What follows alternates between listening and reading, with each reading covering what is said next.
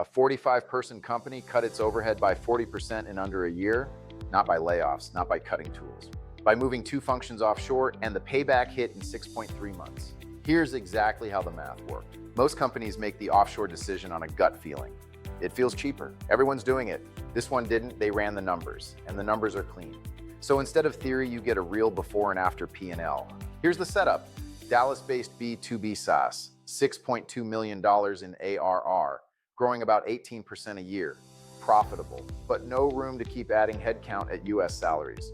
So they moved 3 roles offshore, 1 HR coordinator, 2 data engineers, plus 1 data engineering seat they'd been trying to fill for 22 weeks. Before, the HR coordinator ran $89,000 fully loaded.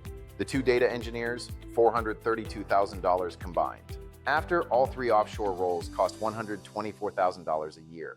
Add a quarter of an internal manager for oversight, the vendor fee, and amortized transition costs. And total annual savings landed at $308,000. That's a 40.3% overhead cut. Now the scary part, data engineering. These weren't form fillers.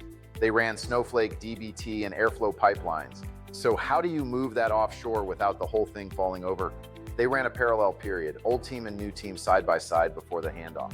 They built a 2-hour daily overlap, 8 a.m. Eastern, 9 p.m. in Manila, and ran everything else async. The result, pipeline throughput didn't drop. It went up, 31% faster delivery by month 12. But it wasn't clean, let's be honest. In month 1 Airflow job failed silently, 11 days before anyone noticed. 2 compliance documents existed only in the head of the coordinator who was leaving. Nobody had written them down. The fix wasn't a better vendor, it was documentation and a longer parallel run. The lesson? Don't outsource a process you can't explain. Document first, then transfer. A few quick questions people always ask.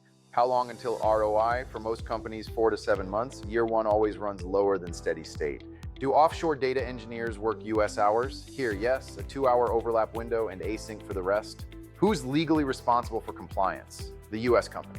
Always. The offshore admin executes. You keep the accountability. So what made this work? Not luck. The right functions, rule-based and repeatable, real documentation, and a parallel run before the switch.